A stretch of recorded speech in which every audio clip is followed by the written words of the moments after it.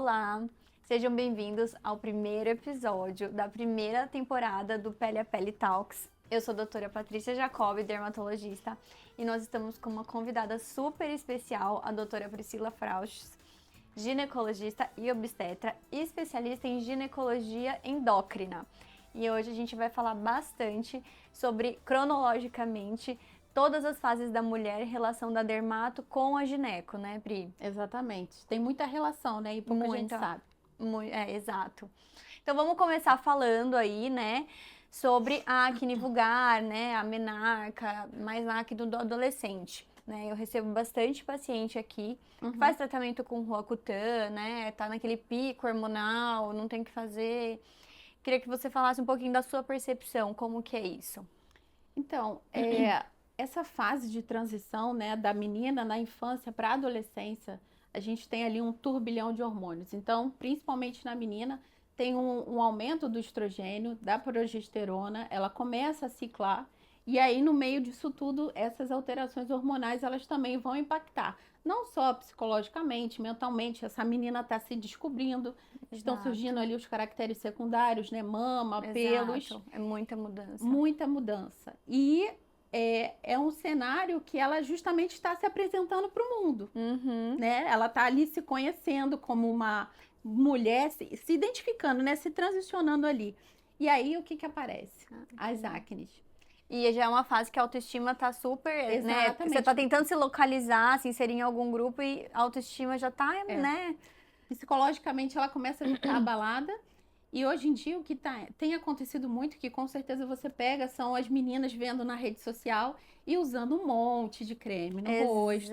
Porque vê alguém usando, e são cremes... Algum youtuber, influencer, coisas que, né, não são adequadas para aquela pele. Para aquela idade, para aquele momento. E aí a gente tem algumas, ao invés de melhorar aquele cenário, a gente tem uma piora. Piora da acne, piora do acne cosmética, que é um tipo de acne, por excesso de uso de produtos que não são adequados para aquela pele. Exatamente.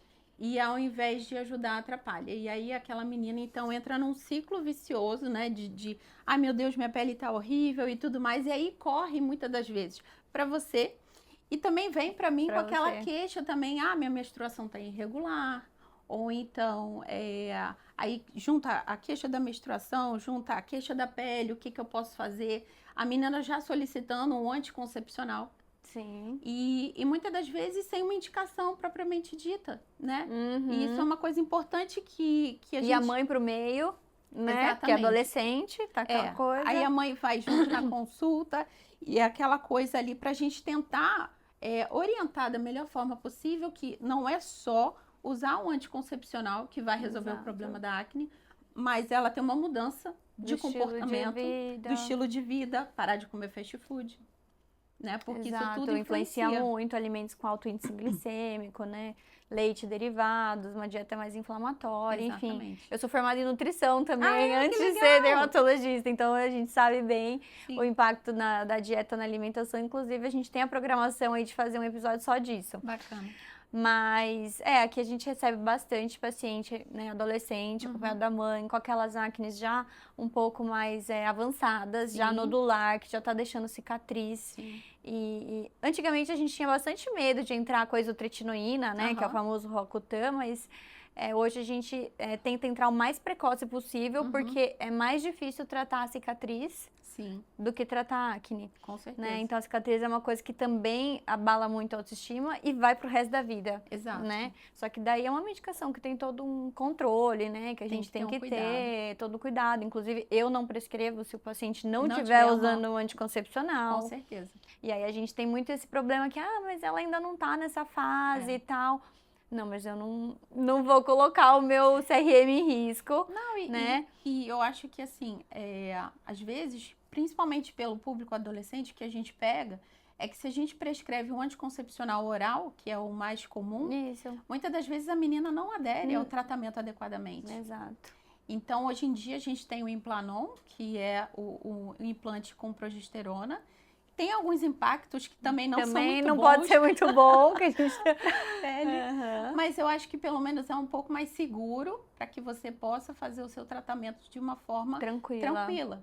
né? Tranquila. Pode ser que o resultado não seja o resultado, ou então até demore um pouco para alcançar o resultado desejado, mas que a gente faça isso de forma segura. Então é super importante que a gente tenha essa troca. Essa comunicação, exato. E assim, né, é uma questão da acne na adolescência que nem sempre a acne é uma indicação absoluta de você já entrar com Roacutan, com isotretinoína, né? Então, as indicações são uma acne refratária ao tratamento tópico. Sim. Então, uma pessoa que veio, tem uma acne leve a moderada, mas que nunca tratou, e a gente vai tentar usar ácidos, cremes, enfim, e ver se melhora. Não melhorou, aí a gente está autorizado a entrar com o Roacutan. Ou uma acne que já é moderada para grave, já nodular, né? Aquela forma aqueles nódulos internos com cicatriz, aí já é uma indicação absoluta, a gente pode entrar de cara. Mas é um dilema aí, é uma decisão que tem que ser tomada em conjunto, né? Multidisciplinar, com certeza. Que é o dermato com o gineco e com a mãe dessa adolescente. Sim. Né, concordando com tudo que a gente está propondo e com a adolescente, porque ela tem que entender o que ela também pode mudar. Exato. Eu acho que o que tem acontecido muito é que os pacientes confiam muito mais na medicação só e tem uma dificuldade de adesão à mudança do estilo de vida. Esse é o maior desafio, acho que até em todas as fases da vida, né? Assim, exatamente. Eu sempre brincava quando era nutricionista, eu falava assim, ó, eu tô te dando as ferramentas, mas quem vai fazer o negócio acontecer é você. Depende de você. Né? E a questão do ovário policístico, você já descobre nessa fase da adolescência ou geralmente é mais pra frente? Olha, diagnóstico de síndrome de ovários policísticos em adolescentes é um tema muito desafiador. Porque o que acontece nos 2, 3 primeiros anos ali, né, depois da primeira menstruação da menarca, a gente tem justamente uma irregularidade menstrual que é comum de acontecer. Por quê? Porque o seu corpo está entendendo como é que está circulando esse hormônio, o estrogênio, a progesterona. A gente fala que o eixo hipotálamo, hipófise e ovário, ele está começando a atuar, propriamente dito. Então, enquanto não tem esse eixo funcionando adequadamente, você pode ter uma irregularidade menstrual. E isso é um dos pilares para o diagnóstico de síndrome de ovário policístico. Que é a menor então, né? Exatamente. E aí, nesses primeiros 2, 3 anos, não dá para você identificar. E aí, então vamos para o ultrassom, né? Minha filha fez um ultrassom e aí ali com 13, 14 anos viu que tinha ovário policístico. Não se faz diagnóstico em adolescente com ultrassom que mostre ovários policísticos. Por quê? É para ter um ovário com muitos folículos. Sim. Ela está iniciando a vida reprodutiva dela, então ela vai ter muitos folículos. Então também a gente não pode usar o exame de imagem para isso. Então eu preciso de tempo para que essa adolescente, para que eu entenda como é que está a composição corporal dela. Será que ela tem um sobrepeso porque a obesidade está influenciando nisso também? Resistência à insulina. Exatamente. Como é que são os hábitos de vida, alimentação? Será que essa menina dorme direito? Será que ela fica lá na tela do celular o tempo todo? Isso tudo tem impacto, né? Na produção da melatonina, que vai influenciar em toda a cadeia hormonal. Exato. Então, é muito difícil nessa fase. Agora, passado esse período, a gente conversando, entendendo como que funciona o ciclo menstrual dessa menina, a gente consegue aí orientar sobre algumas características realmente que falam a favor de uma síndrome de ovários policísticos. E aí, a irregularidade menstrual é o que predomina, mas a gente vê outras características da resistência insulínica também, e aí refletindo na pele. Então, às vezes, vem aquela adolescente já com a acantose, né? Que são aquelas manchas escurecidas em axilas, virilha, no pescoço. O hirsutismo, né? Exatamente. Também, que é um dos sinais que a gente olha. Exato. Muitos pelos, né? Que é o hirsutismo. O hirsutismo, muitos pelos. Então, ela começa a desenvolver, né? Aparecer pelos em regiões que não são comuns para a mulher. Que pelos são mais grossos pelos também. Pelos mais grossos em regiões mais masculinas, né? Então, tórax, abdômen.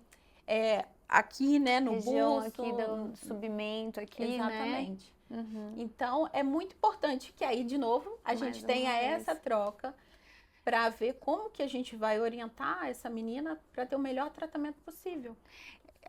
Já aconteceu com uma paciente minha, e é uma coisa que eu até fiquei pensando.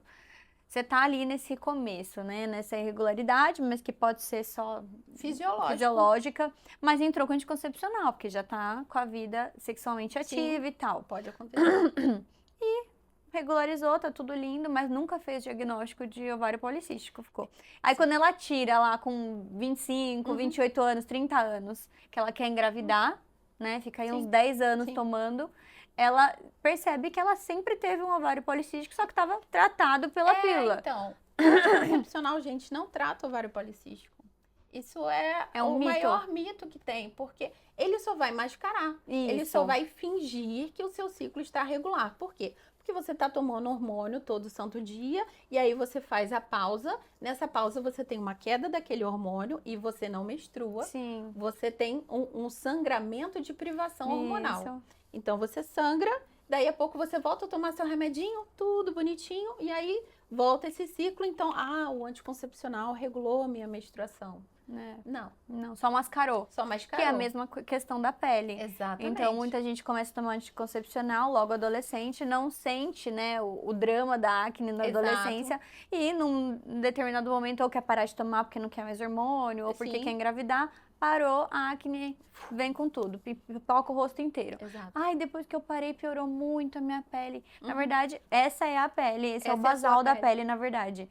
Então, não é que assim, piorou porque parou, né? Que sempre foi assim, tava mascarando. Exatamente. E aí, de novo, alimentação, atividade física, que é a base do tratamento da síndrome de ovários policísticos, é a atividade física. Ela precisa melhorar esse metabolismo, ela precisa abaixar essa insulina dela. Ela precisa alimentar direito, ela precisa diminuir o consumo de carboidrato, aumentar o consumo de proteína. Ela precisa, às vezes a gente realmente lança a mão de algumas medicações que diminuem essa resistência à insulina. Exatamente. Né? Essas assim. Muito, melhora bastante. Alguns suplementos também que têm ação anti-inflamatória, antioxidante, mas ela precisa fazer a parte dela. E uma vez que ela tem esse diagnóstico de síndrome de ovários policísticos, é um diagnóstico que é difícil porque você carrega para o resto da sua vida. Enquanto você mantém, agora eu vou seguir a dieta direitinho, eu estou me esforçando porque eu quero engravidar, porque eu quero melhorar minha pele, porque eu quero me sentir melhor, e aí eu sigo firme. E aí, aquele momento que você relaxa na dieta, relaxa na atividade física... É uma doença crônica, né? É uma doença crônica. Não tem cura, Não. É pro resto da vida. Isso. Né? Então, é uma pessoa que tem que ser muito regrada, Muito. Tem que ser muito comprometida. Um escorregãozinho, ela já vai sentir na pele, literalmente. Vai sentir na pele. Literalmente, é verdade. Ai. E então, vamos falar um pouquinho também, né, na questão da acne da mulher adulta, né? Então, já aquela mulher que já passou, né, da menarca, daquele boom hormonal ali na adolescência, né? Nem sempre evoluiu com acne, às vezes já tinha acne e só continuou na vida adulta ou nunca teve e acabou surgindo ali depois dos 25 anos, que é a acne da mulher adulta mesmo, né? Uma acne tipicamente no terço inferior da face, né? Tem muita relação hormonal. Tudo é hormônio, né, Tudo gente? é hormônio. Tudo é hormônio. Isso. E aí a gente sabe pelos estudos, né, que essa acne hormonal tem muito a ver com, né, com o hormônio circulante, porque tem mais receptor, né, de andrógenos nessa região. Então, muitas vezes o paciente vem pra gente, a gente até dosa, né, pra excluir alguma coisa. Sim, algumas situações mais graves, né? Mais graves, mas 99% das vezes a questão hormonal, os níveis hormonais vão estar normais. A questão é que o que tem ali circulante no sangue vai se ligar mais ali no receptor e vai desencadear essa acne hormonal. Eu uso, né, como tripé de tratamento, né, o anticoncepcional oral, seria, né, os antiandrógenos aí.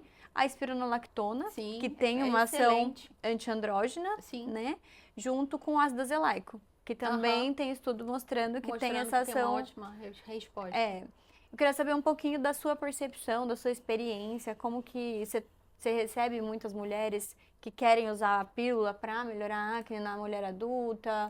Então, eu acho que quando ela chega com essa queixa da acne, ela pode até realmente pensar na pílula como um aliado ao tratamento. Mas o que a gente tem visto ultimamente é uma mudança da escolha do contraceptivo, sabe? Então, muitas mulheres já chegam falando, doutora, eu não quero nada de hormônio. Ou então, assim, eu não gosto de menstruar. E aí ela quer, ou então ela quer o método mais seguro que tem hoje em dia no mercado.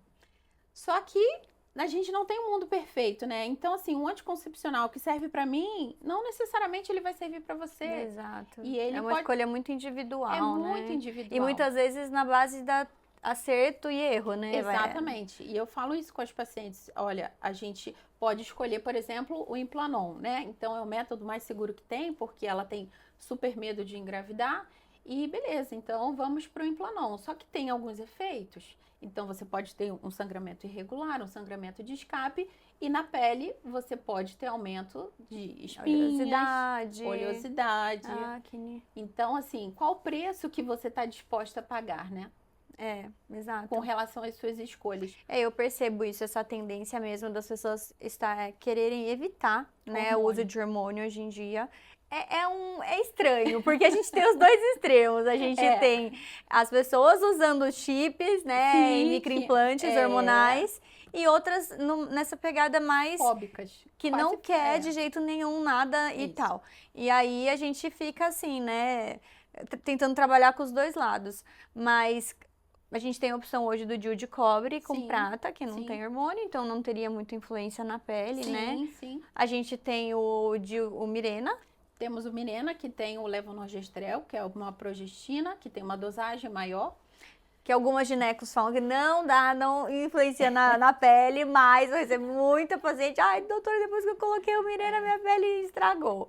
E tem pacientes que vão realmente pedir para tirar, porque tá com a pele super oleosa, não tá aguentando, tá surgindo espinha, às vezes aqui nas costas. Exatamente. E eu nunca tive isso, doutora, esse negócio tá me dando espinha. A gente tem que falar isso antes, realmente, de colocar o método. Pode acontecer, vai acontecer, acontece com todas, não. Mas pode ser que aconteça. Mas hoje a gente tem a opção também do Cailina. Sim, que o Cailina também é uma outra, é o levonorgestrel, só que numa quantidade muito menor. Também confere uma ótima proteção, então ele é seguro para evitar, né, a gestação. E ele tem uma dosagem menor da progestina, então... O efeito na pele, na oleosidade, né? A queixa delas é muito menor com relação a isso. Então, é uma opção também, né? Pode ser uma opção. Tá. E a espironolactona, você também tem uma experiência? Você usa em algum momento na sua prática clínica, não? Uso bem pouco. Eu uso bem pouco porque eu gosto mais de conversar com o dermatologista pra gente ver até que ponto vale a pena realmente entrar. Muitas das vezes entra na paciente com SOP, que tem o hirsutismo, né? Que é aquela distribuição exagerada de pelos, a gente entra assim. Mas eu acho que tudo que a gente faz em acordo com... a gente sempre vai agregando mais informações e uma melhor da qualidade do atendimento. Porque às vezes eu posso começar a espironolactona com uma dose mais baixa. E aí você fala assim, nossa, não, se você aumentar, você vai ter uma resposta muito melhor. Sim. Então, essa troca é muito rica pra gente e pro paciente, principalmente, né? Muitas vezes eu até escrevo a cartinha, né? Uma cartinha, porque também tem isso, a gente fala, às vezes, não se expressa direito, ou o paciente não entende direito, aí chega lá, já fala outra coisa pro gineco, né? Então, essa comunicação realmente é muito importante. Sim. E agora já passando para uma outra fase aí da vida, né, da mulher aí já na gestação, que é um período, né, assim, tão lindo para a mulher, mas ao mesmo tempo de tantas mudanças, né? A gente percebe muitas mudanças, né, no corpo da mulher, na pele da mulher, né? Escurecimento, acne, melasma. E ao mesmo tempo a gente não pode usar muita coisa, não pode usar quase nada, a gente fica limitado, né? E como que é a sua experiência com isso? A gente também vive extremos durante o período gestacional. Tem mulheres que amam ficar grávida. Eu, por exemplo, tenho 2 meninas e, pra mim, eu amei ficar grávida. Então, as mudanças que eu via no meu corpo não me incomodavam. Agora, tem mulheres que a gravidez é quase que uma sentença, né? E são 9 meses sofridos demais. Então, a gente tenta ali trabalhar com a mulher a questão da autoestima, dessa mudança do corpo, é só uma fase, é só um momento, a gente pode, às vezes, não utilizar algumas coisas que você estava habitualmente ali utilizando no rosto, no corpo e tal, mas são mudanças pontuais. Sim. E a gente pode resgatar isso depois. No pós-parto. Então, eu tento muito abordar essa questão com elas e, de novo, fazendo a troca com o dermatologista, vendo, vamos prevenir o melasma, vamos fazer então ali um protetor solar adequado para sua pele, Sim. adequado no filtro solar que é importante para você. Então, Uhum. para não ficar usando da amiga, né? Que isso acontece muito, da Acontece. blogueira, da Me rede indicou, social. não sei quem me indicou, que eu não Exato. sei o quê. E aí a gente vai orientando muito isso e tentando mostrar assim, é só um momento, não é eterno. É uma fase, né? É uma fase. É uma fase. Mas assim, eu confesso pra você, eu amei ficar grávida, era um Uhum. dos sonhos da minha vida, Uhum. né? O maior sonho é ser mãe. Mas no começo foi um impacto desafiador. grande pra mim, no quesito, realmente as mudanças, Sim. né? Assim, Você vê seu os corpo, seios que nossa. aumentam, o quadril que alarga, Escurecimento o das areolas, escurecimento. o escurecimento daquela faixinha, você fica assim, meu Deus, será que isso um dia vai voltar a clarear? Linha negra, A né? linha negra, exatamente. Eu tive um pouquinho de acne aqui bem no terço inferior. Então, você já está processando tudo aquilo de estar grávida, junto com mudanças de se olhar no espelho, né? E talvez não se reconhecer, é bem desafiador. Mas dentro das limitações, né? Eu recebo também bastante paciente gestante que já tem uma rotina de pele, Sim, né? isso ajuda muito. E que a gente tem que adequar, porque Adequar. tá usando ali uma tretinoína, né? Um ácido retinóico Exato, que não pode, né? Clareadores que também não podem ser pode. usados, hidroquinona, Laser, tem muita paciente que faz laser.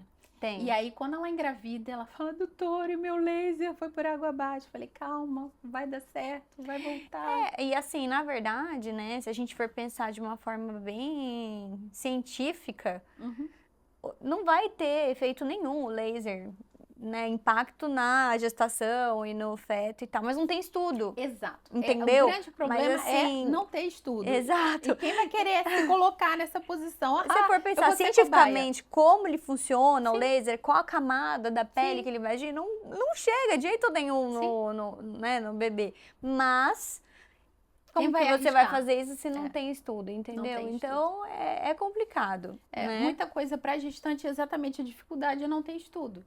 Então, como que você vai liberar alguma substância? E qual o impacto disso? Quem vai liberar? Que comitê de ética vai liberar isso? Exato. Então, é uma fase que são muitas mudanças realmente por conta do excesso do estrogênio, do excesso da progesterona. E a gente tentar acalmar aquela gestante ali da melhor forma possível. Até assim, na minha gestação, eu tive bastante uma exacerbação da minha dermatite seborreica, né? Da caspa. Por conta da progesterona, aumenta a oleosidade. Então.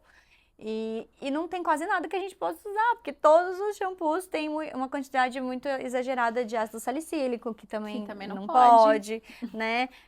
A ureia, numa determinada concentração, que também não pode, né? Então, tá vendo? A gente não pode nada. Fala, gente, a gente é um grupo que é esquecido, né, do mundo. Não é fácil. Podia, às vezes, fazer um retrospectivo, assim, um estudo, né, retrospectivo de mulheres que usaram sem saber que estava grávida, deu alguma coisa ruim, né? Não tem esse estudo. Então, a gente fica de mãos atadas mesmo. Né? Um ácido que eu gosto bastante é o ácido azelaico, que gestante pode usar, é um coringa, ele pode ser usado por gestante, pode ser usado por lactante, ajuda no melasma, ajuda na acne, ajuda a vitamina C. Também temos que tomar cuidado, porque a vitamina C, dependendo... A concentração é até 10, mas dependendo da vitamina C que você usa, ela também piora a oleosidade. Então. Gente, a gente precisa do dermato. Então, muita gente fala, eu vou usar vitamina C que é antioxidante, 10% eu posso, tô gestante, e aí pode piorar um pouquinho a oleosidade da pele. E até tem alguns protetores que são mais ideais para quem tá gestante. Então, os protetores minerais ou físicos que a gente fala, que né, eles não são químicos, então eles não interagem com a pele, eles não são absorvidos, eles refletem a radiação. E para a gestante que está mais sensível, muda tudo no corpo, muda todos os processos lá, ela acaba se dando melhor muitas vezes com um protetor físico, mineral, do que um químico. Exato. Né? E que mais que a gente vê na gestante? Bastante também prurido gestacional. Sim, e aí ela precisa se hidratar bastante, né? E às vezes acaba que ela pensa mais na hidratação por conta da estria na barriga, né? Exato. Ela foca na estria. e esquece, às vezes, de hidratar o corpo todo. E também com aquele barrigão, né, a gente fica mais limitado. Fica. E a pele tende a ficar mais ressecada também. Sim. Então, existem alguns cuidados que a gente pode estimular, e a hidratação, graças a Deus, a gente pode fazer à vontade, desde que você faça também com alguns produtos que são livres de parabenos, né? Todas aquelas substâncias que Uma não fórmula limpa, né, que a gente fala. Exatamente. Então, ainda bem que hoje em dia tem se feito produtos dessa forma, né? Que a gente pode ajudar a gestante. Sim. Hoje em dia a gente tem muita opção. Essa questão da estria, né? De hidratar e para evitar a estria, isso acaba sendo um mito, né?